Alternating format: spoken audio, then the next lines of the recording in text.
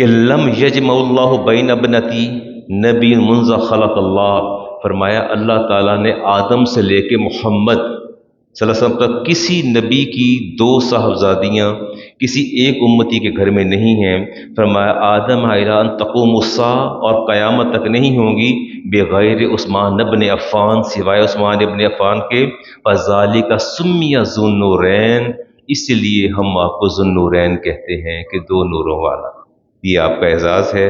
اور آپ نے فرمایا کہ لوط علیہ السلام کے بعد جس نے اپنی بیوی کے سمیت ہجرت کی ہے وہ عثمان غنی ہے۔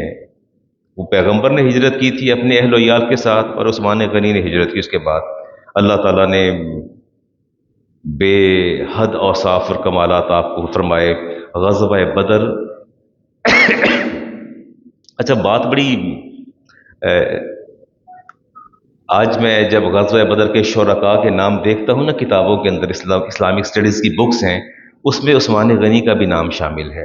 جو شرکائے بدر ہیں نا، شرکائے بدر جنہوں نے غزوہ بدر میں حصہ لیا، اس میں عثمان غنی کا نام بھی شامل ہے۔ اور حیرت کی بات ہے، ادھر غزوہ بدر ہو رہا تھا، عثمان غنی مدینہ میں اپنی زوجہ کو قبر میں اتار رہے تھے، وہ فزیکلی وہاں موجود نہیں تھے، لیکن آج بھی آپ غزوہ بدر کی فہرست نکالیں نا شرکائے بدر کی، اس میں آپ کو عثمان غنی کا نام نظر آئے گا۔ امام بخاری کی حدیث ہے اور حدیث کا نمبر 2962، راوی ہے عبداللہ ابن عمر، انما تغیب عثمان عن بدر، امام بخاری کی حدیث کے غزوہ بدر میں عثمان غائب تھے، he was not present there، وہ وہاں موجود نہیں تھے۔ اور فَإِنَّهُ كَانَتْ تَحْتَهُ بِنْتُ رسول اللہ وَكَانَتْ مَرِيدَةً، وہ نبی کریم علیہ السلام کی صاحبزادی رقیہ جو کہ آپ کی بیوی تھیں، ان کی تیمارداری کر رہے تھے، وہ مریض تھیں۔ فَقَالَ لَهُ النَّبِيُّ، نبی کریم علیہ السلام نے ارشاد فرمایا، اِنَّ لَكَ أَجْرُ رَجُلٌ مِّمَّنْ شَهِدَ بَدْرَ أَوْ سَهْمَهُ، فرمایا کہ میں آج میدان بدر میں اعلان کرتا ہوں کہ عثمان اگرچہ فزیکلی نہیں ہے، لیکن میں یہ کہتا ہوں کہ عثمان غزوہ بدر میں موجود ہیں۔ اور اگلی بات آپ نے فرمائی اللہ کا اجر رجل، اور عثمان کو اتنا ہی اجر ملے گا جتنا اجر اللہ تعالیٰ باقی شرکائے بدر کو دے گا، اتنا اجر ملے گا۔ اور پھر فرمایا بس او سہمہ، سہم کہتے ہیں حصے کو، مال غنیمت جو ہے، فرمایا مال غنیمت بھی ملے گا اور یہ بھی ملے گا۔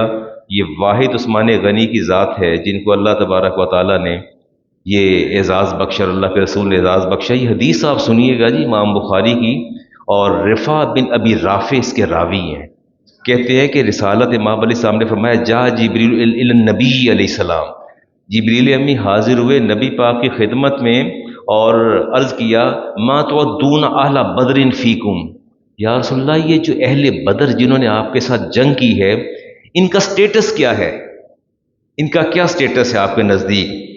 اور قال من افضل المسلمین، آپ نے فرمایا کہ میں محمد اس بات کا اعلان کرتا ہوں کہ جتنے بھی مسلمان قیامت تک آئیں گے یہ شرکائے بدر جو ہیں ان سب پر ٹاپ آف دی لسٹ ہوں گے۔ یہ امام بخاری کی حدیث پڑھ رہا ہوں، فرمایا یہ ٹاپ آف دی لسٹ ہوں گے، میں یہ اعلان کرتا ہوں۔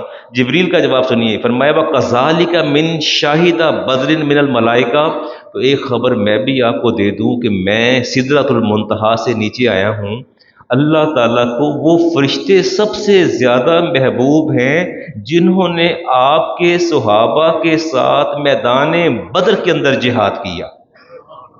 یعنی آپ ان کا سٹیٹس دیکھیے نا کہ ان کا سٹیٹس کیسا تھا، کہ زمین میں فرمایا افضل المسلمین، مسلمانوں میں سب سے زیادہ افضل وہ ہیں جنہوں نے، اور ان کا سٹیٹس بڑا زبردست تھا۔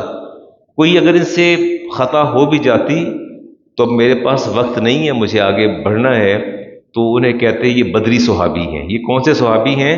ان کی ہر خطا سے درگزر کیا جاتا تھا۔ اور یہ حدیث پھر ابو داؤد شریف کی، عبداللہ ابن عمر اس کے راوی، 2726 کا نمبر، ان رسول اللہ قام یوم بدر فقال، نبی کریم علیہ السلام نے غزوہ بدر والے دن میدان بدر میں آپ نے خطاب فرمایا، قام کھڑے ہوئے یوم بدر، ان عثمان انطلق فی حاجت اللہ و حاجت رسول اللہ علیہ السلام، آپ نے فرمایا کہ اے لوگو دھیان رکھنا عثمان اس وقت یہاں نہیں ہیں، کہاں ہیں؟ ان طلقا فی حاجت اللہ و حاجت رسول اللہ صلی اللہ علیہ وسلم، فرمایا عثمان اس وقت اللہ اور اس کے رسول کے کام میں مشغول ہیں۔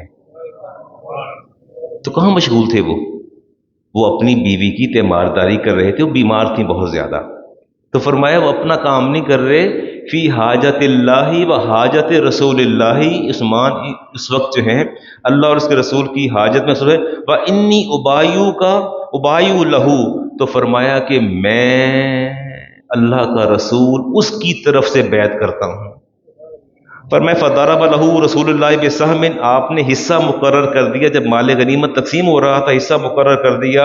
ولم یضرب لأحد غاب غیرہ، اور میں یہ بھی اعلان کرتا ہوں قیامت تک جو بندہ موجود نہیں ہوگا اس کی موجودگی کو، اس کی عدم موجودگی کو عدم موجودگی ہی شمار کیا جائے گا۔